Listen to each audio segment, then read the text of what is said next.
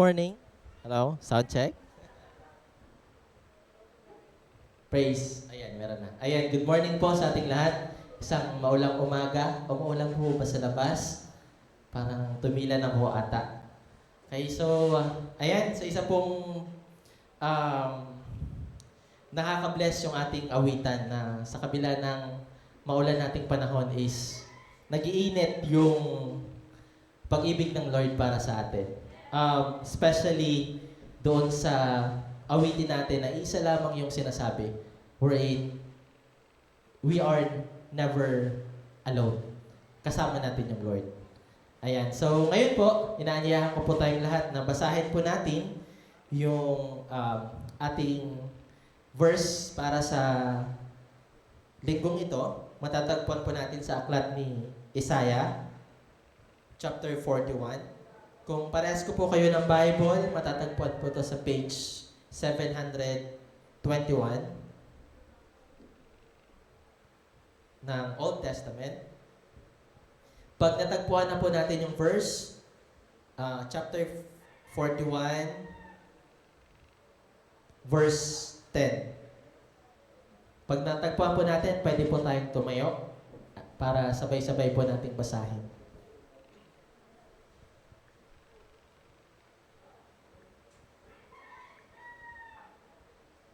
Sabi po sa aklat ni Isaiah, chapter 41, verse 10. Ako'y isa sa iyo, huwag kang matakot. Ako ang iyong Diyos, hindi ka dapat mangamba. Palalakasin kita at tutulungan, iingatan at ililigtas. Aming Diyos amang nasa langit, marami pong salamat sa pangako mo, Panginoon, na tunay nga po, hindi po kami kailanman magiging mag-isa. Sapagkat kasama ka po namin, Panginoon. Sa lahat ng panahon, ikaw ay naroon. Sa lahat ng dako, naroon ka din. O saan nga po kami, Panginoon, makatatago sa iyo? Sapagkat sa lahat ng panahon, sa lahat ng dako, ikaw ay naroon. Salamat, O Diyos, sa pangako mo, sa kalinga mo, Panginoon, na kailanman, O Diyos, dumanas man kami, Panginoon, ng hirap, dumanas man kami, Panginoon, ng pagdurusa. Ngunit ang pangako mo ay magiging totoo na dumanas man kami nito, ikaw ay kasama namin. At ikaw ang mag-iingat, tutulong at magpapalakas sa amin. Kaya, O Diyos, sa oras pong ito, Panginoon, dalangin po namin na ang mga salita mo na aming pag-aaralan ay maging katulad sa mga patak ng ulan na pagdating sa lupa, gumagawa ng mga himala. Ang mga butil na nahasik sa lupa ay siyang tutubo bilang isang malaking halaman, mamumunga, at ang lahat, Panginoon, ay makikinabang. Ganon din, O Diyos, ang iyong salita ay maging katulad nito na sa aming puso, Panginoon, ay hindi lamang mahasik, kundi hayaan mo, O Diyos, na ito'y tumubo at makapamunga sa mga buhay namin. Samahan niyo po kami, O aming Diyos. Ito po ang aming dalangin sa pangalan ni Jesus. Amen. Maaari na po tayong mopo. Ayan, so for the past 2 weeks, parang nagsawa na po ata tayo sa ulan. Bukod sa bagyo, low pressure, isa, dalawa, tapos matching meet up pa. So, ayun, talagang nabasa ang karamihan. Okay, so sino dito yung nabaha? Kasi kami nabaha kami hanggang tuhod yung tubig sa loob ng bahay. So, di namin isipin na pwede pala kami magkaroon ng swimming pool ng libre. So, tapos di namin nakalain na yung ulam is lalapit na sa amin. Yung mga isda lang pumapasok sa akin. So, akalain mo nga naman. Anyway, so yung ating pag-aaralan natin ngayon is related dyan. Okay? Related sa sama ng panahon, sa bagyo, sa ulan, o sa unos. Okay? So, ngayon, iba't iba po yung tugon ng tao sa bagyo, or sa lakas ng ulan. So, una dyan, yung mga estudyante natin, may pasok kaya? So, yun yung unang-unang inaabangan. Basta makita na medyo malakas yung ulan, may pasok kaya? Mukhang cancel, nangangamay cancel. Kanya-kanyang post na yan. Mayor! Galaw-galaw. Okay, so inaabangan yan. Sa mga nagtatrabaho naman, ayan, medyo strong na mga yan. Kasi waterproof kami. Umulan, bumagyo, may pasok kami.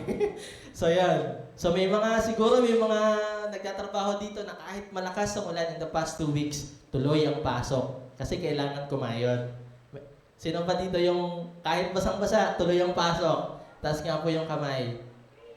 Ay, yun o. So, feel ko yan. Kasi kahit ang lakas ng ulan, kailangan pong pumasok. Ayan. So, yun nga. So, nabalitaan din natin yung iba't ibang parte ng bansa sa Metro Manila. So, mataas talaga yung baha. So, mapalad pa rin tayo dahil narito tayo ngayon at magpapasalamat tayo sa Diyos. Ayan. So, yung title po ng pag-aaralan natin sa umagang ito, ayan, basahin nga po natin. Bagyo proof. Kanina nabanggit ko, waterproof. Ngayon, bagyo proof. Okay? So, ano kaya ito? Bagyo proof. So, matatagpuan natin yung kabuang teksto po natin sa aklat ni Mateo, chapter 14, verses 22. Okay, so buksan po natin. Medyo napauso ko kanina sa kantahan kanina. Ayan, so Matthew chapter 14. Okay. Basahin po muna natin para meron po tayong idea kung ano po ang nangyayari sa tekstong ito. Sa Matthew 14, verses 22. Actually, dapat 22 to 32. Ayan. Lumakad si Jesus sa ibabaw ng tubig. Verse 22. Agad pinasakay ni Jesus sa bangka ang mga alagad at pinauna sa kabilang ibayo. Samantala, pinauwi naman niya ang mga tao. Matapos niyang paalisin ng mga ito, mag-isa siyang umakyat sa bundok upang manalangin. Nag-iisa siyang inabutan doon ng gabi. Samantala, ang bangka ay nasa laot na, ngunit sinalpok ito ng mga alon dahil pasalungat ito sa hangin. Nang madaling araw na sumunod sa kanila si Jesus na naglalakad sa ibabaw ng tubig. Kinilabutan sa takot ang mga alagad nang makita nilang may lumalakad sa ibabaw ng tubig. Multo, sigaw nila. Ngunit nagsalita agad si Jesus at sinabi sa kanila, "Huwag kayong matakot, ako ito." Sinabi ni Pedro, "Panginoon, kung talagang ikaw nga iyan, papuntahin mo ako diyan sa kinaroroonan mo sa ibabaw ng tubig." Sumagot siya, "Halika." Mula sa bangka ay lumakad si Pedro sa ibabaw ng tubig papunta kay Jesus. Ngunit, nang mapansin niya na malakas ang hangin, siya'y natakot at nagsimulang lumubog. "Panginoon, sagipin ninyo ako," sigaw niya. Agad siyang hinawakan ni Jesus. "Bakit ka nag-alinlangan? Napakaliit ng iyong pananampalataya," sabi niya kay Pedro. Pagkasakay nila sa bangka, tumigil ang hangin at sinamba siya ng mga nasa bangka. "Tunay nga pong kayo ang anak ng Diyos," sabi nila. Okay, so sa tekstong ito,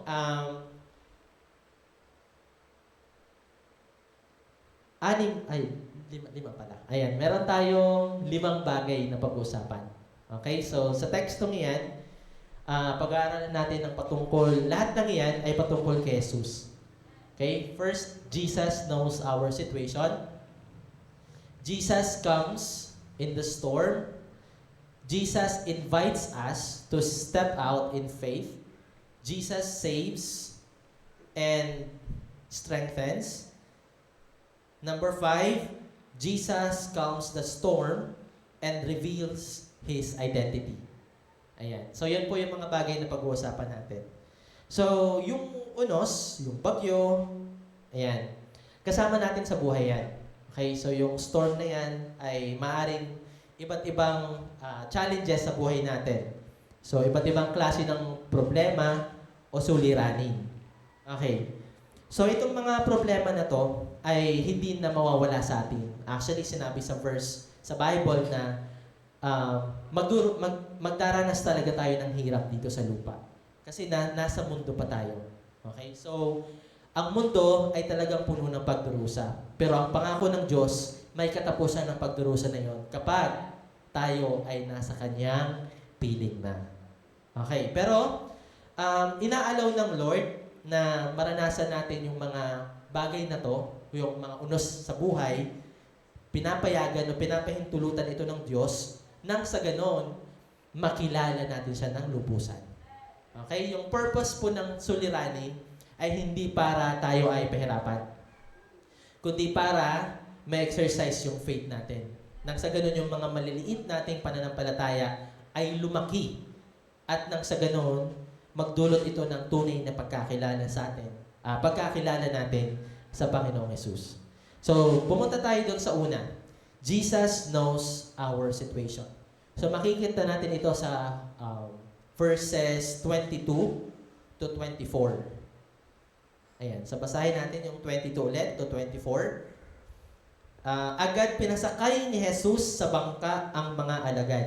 Okay. So, in short, si Jesus po ang nagsabi sa mga alagad na sumakay na ng bangka at pumunta sa ibang ibayo. Sa mga hindi po nakakalam, sila po kasi, si Jesus po kasi ay nangaral sa napakaraming tao.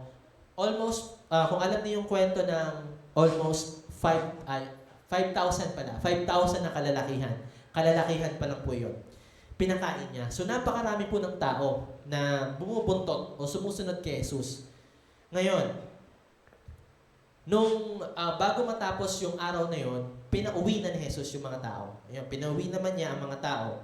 At pagkatapos, sinabi niya sa mga alagad na sumakay na ng bangka at tumawid sa, lake. Tumawid, papunta sa kabilang ibayo. Okay, so si Jesus, yun, sa lawa. Okay, so lake. Yan. Si Jesus po ang may sabi nun, ang may utos. So in short, alam na ni Jesus na may unos na mangyayari doon sa pagtawid. Pero, inutos pa rin niya na pumunta sila doon. So in the same way, ano man yung unos na dinaranas natin, alam ng Lord yun. Okay? So, yan. Next. So, alam niya na may darating na bagyo kahit di siya physical na kasama. Kasi naiwan siya eh. Okay? So, naiwan siya para mag-pray. Ayan. So, punta tayo dun sa Psalm 139. Awit 139 verses 1 to 3. Tingnan natin. Okay, dito na lang. Nawawala yung screen ko doon. Ako'y iyong sinihiyasat, batid mo ang aking buhay. Ang lahat kong lihim, Yahweh, ay tiyak mong nalalaman. Ang lahat ng gawain ko sa iyo ay hindi lingid. Kahit ikaw ay malayo, batid mo ang aking isip. Ako'y iyong nakikita, gumagawa, o hindi man. Ang lahat ng gawain ko ay pawang iyong nalalaman. So, hindi man nila kasama ng mga alagad si Jesus sa bangka, alam ni Jesus ang lahat. Okay? Alam niya ang lahat, maging ang iniisip ng mga disipulo ng mga oras na yun. Okay? So, actually marami pang mga verses o kwento sa Bible na nagpapakita na the Lord is all-knowing. Alam niya po lahat ng bagay, sa lahat ng panahon, sa lahat ng oras. Okay, so nabanggit daw sa kantahan natin yung patungkol dun sa isang Samaritana sa balon, wherein kung babalikin natin yung storya na yun, hindi kailangan magsalita ng Samaritana o hindi niya kailangan ipakilala yung kanyang sarili. Kilala na siya ng Panginoong Hesus. Sinabi niya nga, okay, so marami siyang sinabi ni Jesus na marami na siyang naging asawa at yung kinakasama niya ngayon ay hindi na tunay na asawa. Okay, so yun ay nagpapakita na alam ni Jesus ang lahat. Siguro sa mas pamilyar pang mga kwento, yung Peter's denial. Yung 3 beses na itatatuwa ni Pedro si Jesus. Sino nakakala? Siguro naman lahat alam yun, yung kwentong yun. Bago pa mangyari, sinabi na ni Jesus kay Pedro na bago tumilaok yung manok, 3 beses mo ko itatatuwa. Anong sabi ni Pedro? Hindi mangyayari yon.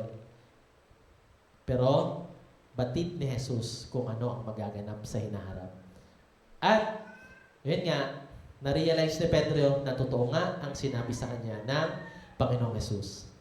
Okay, so punta tayo doon sa next. Hebreo chapter 4 verse 12. Tingnan natin. Next verse.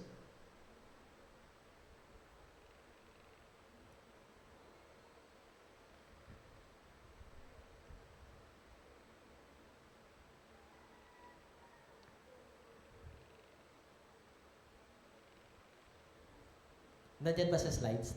Wala, wala. sorry. Tingnan ko. Okay, Hebreos 4 verse 12. Tama ba? Wait lang nga. Okay. 4:13 pala. 4:13. Ayan. Walang nilalang na makakapagtago sa Diyos. Ang lahat ay hayag at lantad sa kanyang paningin at sa kanya tayo magsusulit ng ating mga sarili. Okay. So, hindi ko ata nalagay doon sa slides po natin. Okay, so next. So, ano yung ibig sabihin nito? Na even when we feel alone, Jesus sees and knows our struggles. He is never distant from our pain.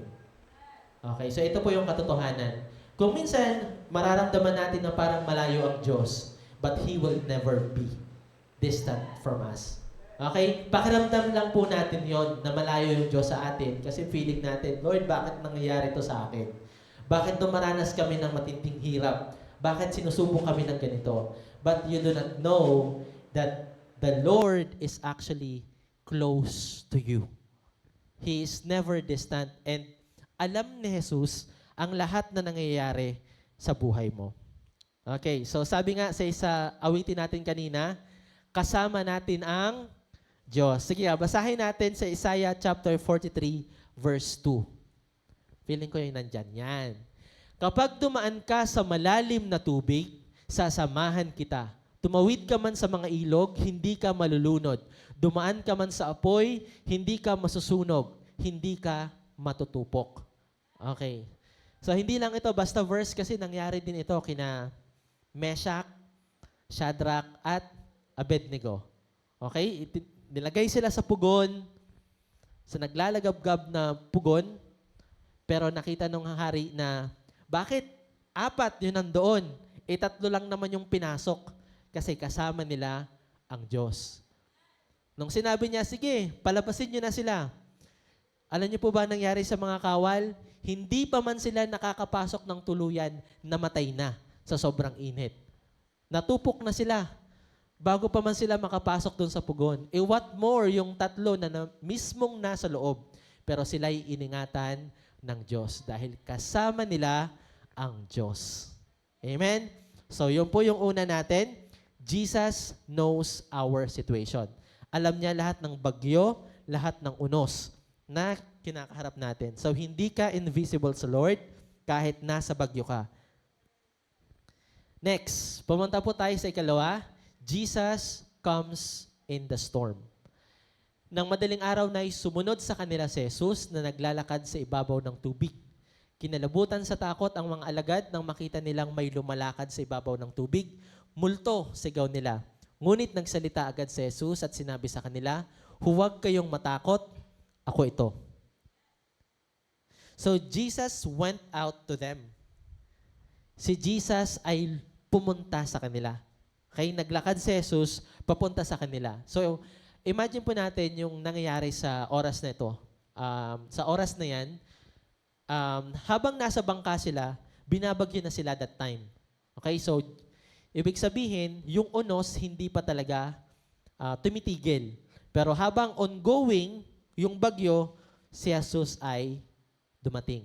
So, in the same way, the Lord comes on time. Hindi siya darating kung kailan tapos na yung bagyo. He will definitely come in the times you need His help. Palakpakan po natin yung Panginoon. Yan. So, dumarating si Jesus sa oras ng kadiliman at sa panahon na tayo natatakot. Hindi niya inalis agad ang bagyo. Okay? Dumaan siya dito upang makasama sila para ipakilala ng Diyos na dumanas ka man ng unos, kasama mo ako.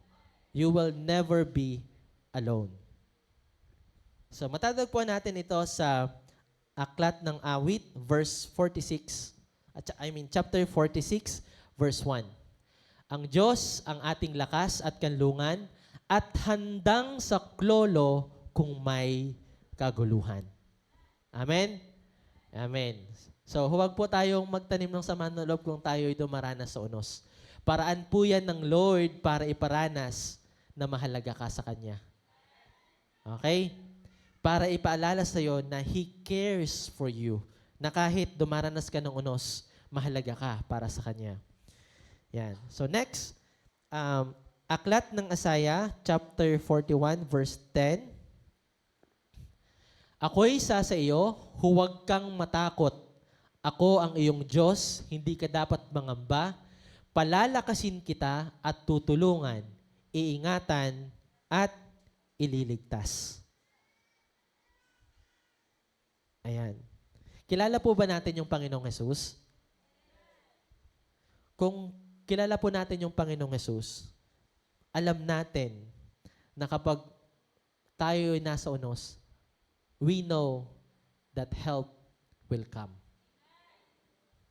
Okay? Sabi nga doon sa Beatitude, mapalad yung mga wala ng ibang inaasahan, kundi ang Diyos.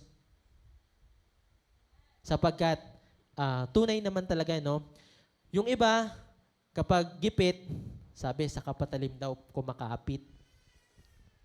Pero ang Kristiyano, sa Diyos, lumalapit. Amen? Kasi, nasa Kanya naman lahat na eh. Bakit pa kailangan problemahin? Nasa Kanya naman na yung lahat. Okay? So, kaya mapalad tayo kasi alam natin kung sino yung lalapitan natin in times we need it. Kasi yung ibang tao, yung walang Diyos sa kanilang buhay, hindi nila alam kung ano at kung saan sila lalapit para humingi ng tulong. Pero iba ang mga anak ng Diyos. Alam nila kung kanino sila lalapit sa kanilang Diyos na sa kanila'y nagmamahal at nagmamalasakit. Okay, next. So, knowing Jesus means realizing He shows up in the storm, not just after it. He walks on the waves to remind us that He is greater than the chaos. Amen? So, hindi laging inaalis agad ng Diyos yung problema. Hindi niya inaalis yon agad. He will give you the strength. He will assure you that He is with you in times of chaos. Ayan. Next, so si Jesus po ay hindi late. Lagi po yan nasa oras. Kung tayo nalilate, si Jesus hindi yan nalilate. Laging on time yung kanyang tulong sa atin. Punta po tayo sa ikatlo. Jesus invites us to step out in faith. Yan. Sinabi ni Pedro, Panginoon, kung talagang ikaw nga iyan, papuntahin mo ako dyan sa kinaroroonan mo sa ibabaw ng tubig. Sumagot siya, halika. Mula sa bangka ay lumakad si Pedro sa ibabaw ng tubig papunta kay Jesus. Ngunit nang mapansin niya na malakas ang hangin, siya'y natakot at nagsimulang lumubog. Panginoon, sagipin niyo ako. Sigaw niya. So Jesus invites us to step out in faith. Ano yung kanyang invitation? Halika. Okay, again, yung unos is ongoing. Nangyayari pa po yung unos. Pero ang sabi ng Lord, halika.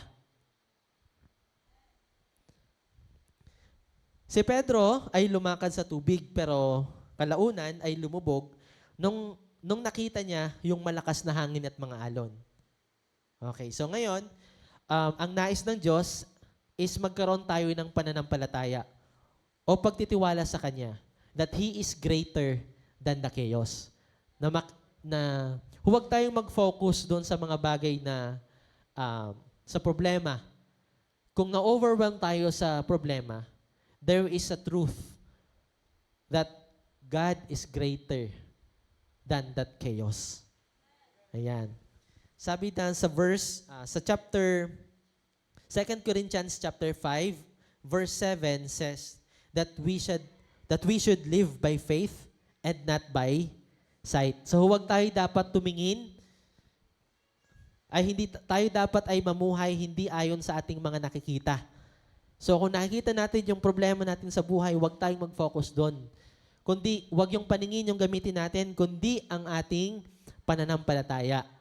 Na sa kabila ng problema ang kinakaharap natin, we should have the faith that the Lord is with us. Ayan. At alam natin, sabi sa Hebrews chapter 11 verse 6, that without faith, it is impossible to please God. Hindi makakakilos ang Panginoong Hesus sa buhay mo kung wala kang pananampalataya. Okay. So, ibig sabihin, si Pedro ay maaaring makalakad ng tuluyan papalapit kay Jesus kung mayroon lamang siyang pananampalataya. Pero dahil maliit yung pananampalataya, siya ay lumubog. Okay? So, the true knowledge of Jesus is revealed when we trust Him enough to step out of our comfort zones, even unto water. So may mga bagay na may papagawa ang Diyos sa atin na even though hindi tayo sure or hindi natin nakikita yung sense nun, but eventually malalaman natin that the Lord is inviting us to step out para gamitin natin yung ating faith. So, hindi lang para sabihin na, yung problema na yan ay mukhang hindi ko kakayanin. But the Lord says, step out, halika. Make use of your faith. At kapag si Jesus ang tumawag, labanan natin yung takot. Kahit na sa gitna ng alon, kaya nating lumakad kung siya ay ating pagkakatiwalaan at kung siya ay ating pananampalatayaan. So, key idea, it means that faith means pagtitiwala sa Diyos kahit hindi tayo sure. Kasi kung sure na tayo, hindi na faith yon. Okay? Because faith is assurance of the things that we hope for. Okay? Sa mga bagay na hindi nating nakikita. Next. Number 4. Ayan, ika-4 na bagay. Jesus saves and strengthens. Agad siyang hinawakan ni Jesus. Bakit ka nag-alinlangan? Napakaliit ng iyong pananampalataya. Sinabi niya kay Jesus. Kahit maliit yung pananampalataya ni Pedro kay Jesus, hindi yun yung dahilan para hindi siya sagipin. So, ibig sabihin, kahit sakit tayo ng ulo, the fact and the truth remains na mahal tayo ng Lord. Amen? So, ibig sabihin, the moment na lumubog si Jesus tuloy, na lumubog si Pedro sa tubig, immediately Jesus reached out His hand and caught him. So hindi siya pinahiya ni Jesus. Agad siyang tumulong. Tinawag niya ang atensyon, in-address niya anong problema. Ano po ba yung problema? Ano po yung problema? Bakit po lumubog si Pedro? Dahil kinapos sa faith. Yan, no? Sorry. Mukhang kinapos din yung boses ko doon, ha? Ayan, kinapos. Okay, kinapos sa faith. So, hindi niya yon hinusgahan ni Jesus. Okay? Bakit niya kaya sinabi yun na napakaliit ng iyong pananampalataya? Sinabi niya yon para maging aware si Pedro kung ano ang kulang sa kanya. Nang sa ganon, yun yung kanyang i-exercise para punuin with the help and grace of God.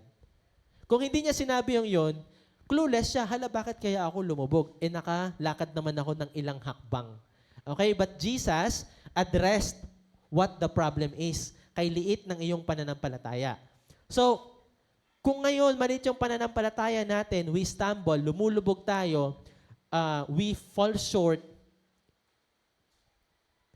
there is always hope. Sinabi ni Jesus, si Jesus, sinagip niya pa rin si Pedro. when when we are failing, hindi pa po tapos yung kwento. Kung tayo'y nadapa, hindi pa po tapos yung kwento.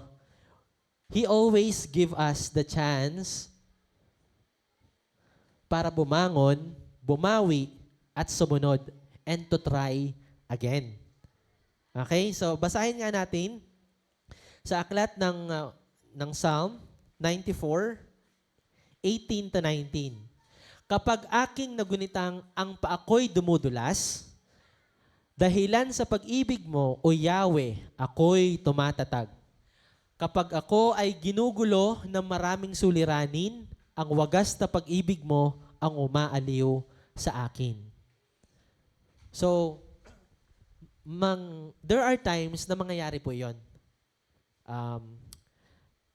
We fail, madadapa tayo, pero nariyan pa din yung kanyang tulong para tayo ay lalayan.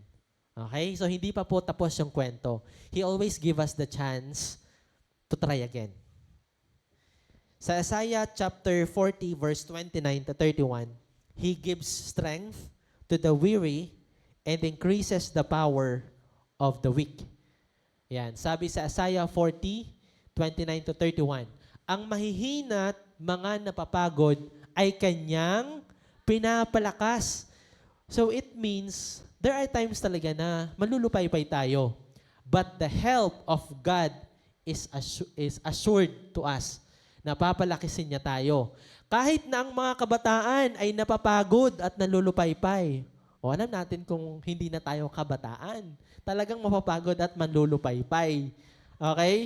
So, kahit nga kabataan ay napapagod at nalulupay-pay. Ngunit, muling lumalakas at sumisigla ang nagtitiwala kay Yahweh. Lilipad silang tulad ng mga agila, sila'y tatakbo, ngunit hindi mapapagod, sila'y lalakad, ngunit hindi manghihina. And that is the promise of our God. So dumanas man tayo ng unos, madapa man tayo, lumubog man tayo pansamantala, Jesus saves and strengthens us. 2 Corinthians chapter 12 verse 9. 2 Corinthians 12:9, but he said to me, my grace is sufficient for you, for my power is made perfect in weakness. Therefore, I will boast all the more gladly about my weaknesses, so that Christ's power may rest on me. So, yun ang sabi sa 2 Corinthians chapter 12 verse 9. Sa panahon na tayo sa panahon ng ating kahinaan, nahahayag ang kabutihan ng Diyos. So, knowing Jesus means knowing He will catch us when we fall, strengthen us when we fail, and will never let us go. So, lumubog tayo, hahawakan pa rin niya tayo, at Kanyang ililigtas. So, kahit ilang ulit tayong lumubog, hindi tayo bibitawan ni Jesus hanggat tayo'y nagtitiwala sa Kanya. Okay? So, fail man tayo, faithful pa din siya. Okay, punta na tayo sa last part.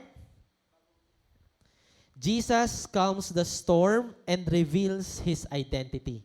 Pagkasakay nila sa bangka, ayan, ito po, kailan po tumigil ang unos? Pagkasakay nila sa bangka, tumigil ang hangin.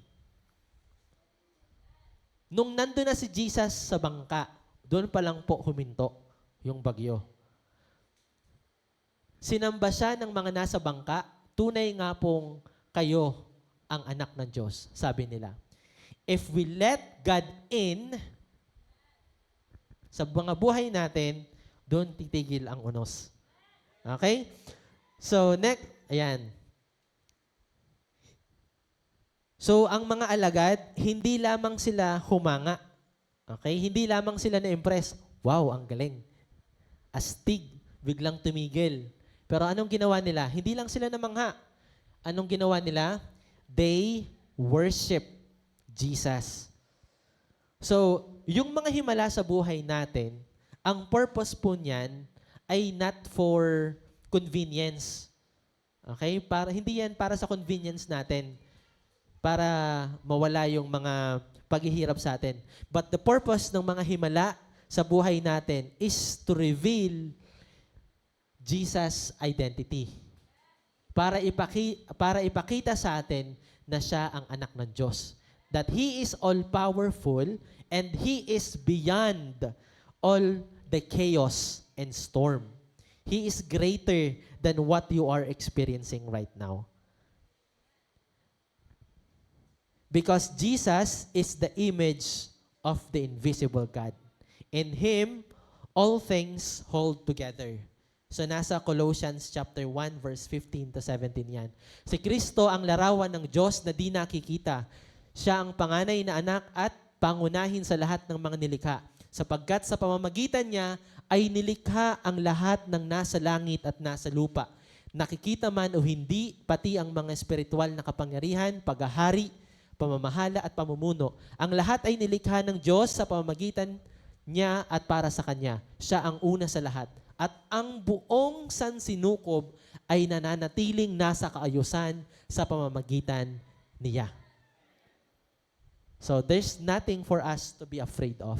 Kung kasama natin yung Diyos, ayun, lahat ay nananatili sa kaayusan sa pamamagitan niya. So we just have to be faithful sa Lord. Next. Ayan. Sa Philippians chapter 2, 9 to 11, so God exalted Him that at the name of Jesus, every knee should bow. John 20:28. Ito naman yung kay Thomas o kay Tomas, na hindi siya naniniwala na si Jesus ay nabuhay na. Okay? Hindi ako naniniwala hanggat hindi ko na ipapasok ang aking daliri sa kanyang tagiliran. Pero nung nakita niya si Jesus, yung sugat, sabi ni Jesus, tingnan mo yung aking mga sugat sa kamay at ipasok mo ang iyong daliri sa aking tagiliran. Nung nakita ni Tomas, anong naging response niya? Panginoon ko at Diyos ko. Sinabi sa kanya ni Jesus, naniniwala ka na ba dahil nakita mo ako? Pinagpala silang hindi nakakita, gayon may naniniwala. So we are far greater. Though hindi natin tunay na physically nakasama si Jesus nung panahong nabuhay siya, but it doesn't mean na hindi niya kayang gumawa ng himala sa buhay natin. He can and He will sapagkat siya ay ating Panginoon. So, the storms bring revelation. When Jesus calms the storm in our hearts, we come to worship Him not just as helper, but as Lord. So, pagkatapos ng unos, pasasalamatan natin siya, hindi dahil sa tinulungan niya lang tayo doon sa unos na kinarap natin, kundi dahil sa siya ay Panginoon natin. That He is greater. Ayan. So, naalala ko tuloy yung kwento patungkol sa 10 ketongin. So, merong 10 ketongin na pumunta kay Jesus. At sinabi nila, Panginoon, pagalingin niyo kami. At sinabi ni Jesus, pumunta kayo sa pari at magpatingin. Umalis yung 10 ketongin. Habang papunta sila doon sa templo, bigla nilang nakita na gumaling na pala yung kanilang mga sugat, yung kanilang ketong. Pero yung isa sa kanila, nung makita yon, bumalik. Bumalik siya kay Jesus at nagpasalamat. Sinamba niya ang Panginoong Jesus. At sinabi niya, ikaw ang aking Diyos, salamat sa pagpapagaling mo sa akin. At tinanong siya ni Jesus, di ba 10 kayo? Nasaan yung 9? Wala na yung 9. So, ibig sabihin, the Lord can do lots of miracles. Kayang-kaya niya yun. Lahat ng miracles na pwede niyang, na kaya nating isipin, kaya niyang gawin lahat yon. Pero may purpose po kasi yung miracle. Yung mga himala, ang purpose po niyan, talaga dapat ay, after mangyari ang miracle, ang response ng tao ay pagsamba sa Diyos. So, there are things na hindi talaga nangyayari. Kasi right after nilang maranasan ang miracle sa buhay nila, wala namang nangyari. They never worship and dedicated their lives to God. So, except doon sa isang katongin, after niyang ma-realize na siya'y gumaling, nagbalik siya sa Panginoong Jesus at sumamba. So, the purpose of miracles is to reveal God's identity. At sa gayoy, nakikilala natin kung sino siya. So, the key idea of it, tingnan natin, knowing Jesus, ayan. Ito yung tanong, ikaw ba ay nasa gitna ng unos? So, if ikaw ay nasa gitna ng unos, ito yung dapat nating tandaan.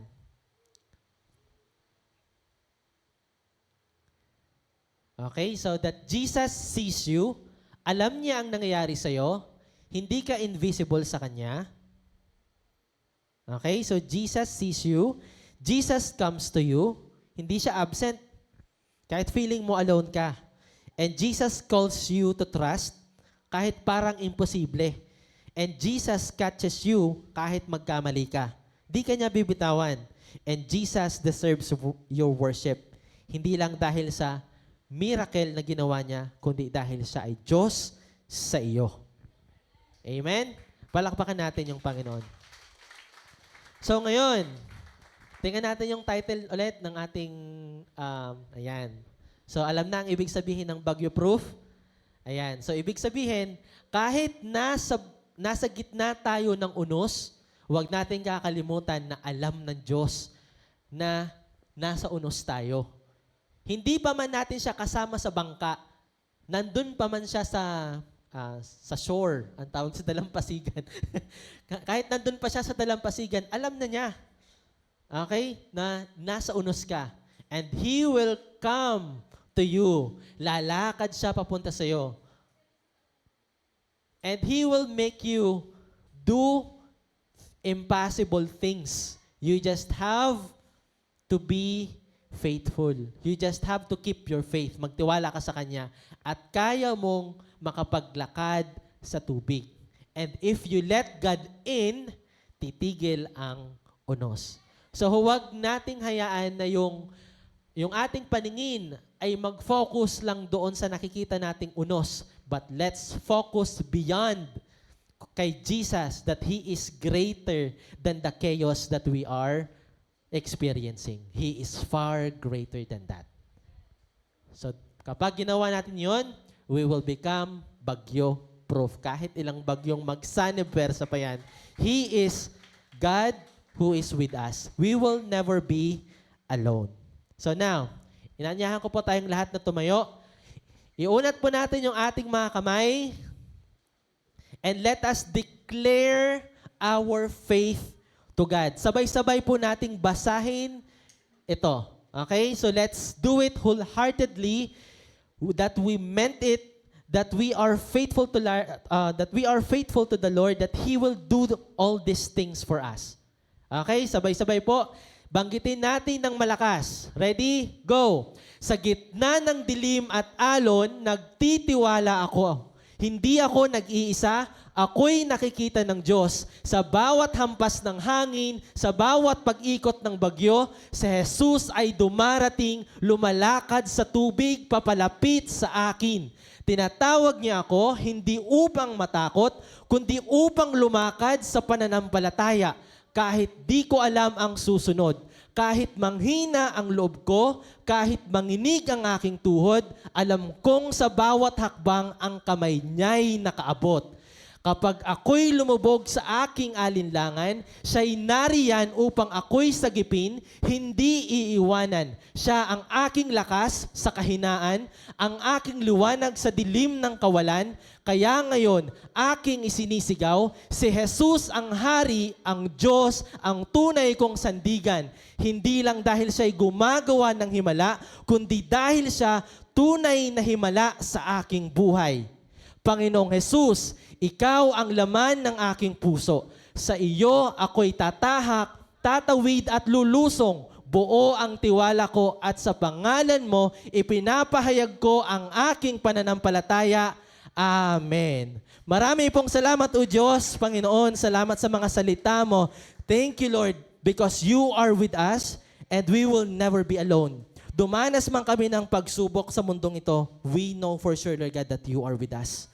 You will strengthen us. You will uphold us. Manghina man kami, but your help is always coming. You will never forsake us. You will never leave us. Kahit lumakad kami sa tubig, hindi kami malulunod. Sa apoy man, hindi kami masusunog. Lord, there's always one way. And it is towards you, Lord God. We will take that way towards you. With faith, Lord God, kami sasampalataya sa iyo. Kaya, O Diyos, kung ngayon man, Panginoon, ay maliit pa ang aming pananampalataya, Lord, nagsusumamo kami sa iyo, Lord God. Palakasin niyo po ang aming pananampalataya. We beg you, Lord God, nang sa ganon, Panginoon, we will be able to do greater things in your name.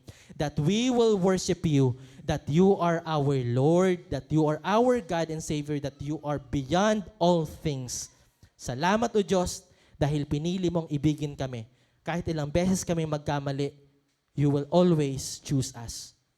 Salamat, O Diyos. Kaya sa oras na to, Panginoon, binabalik namin, Panginoon, lahat ng kapurihan, lahat ng pagsamba at pagpupuri sa pangalan ng iyong anak na Jesus. Amen and amen. Papuri po sa Diyos. Maaari na po tayong maupo.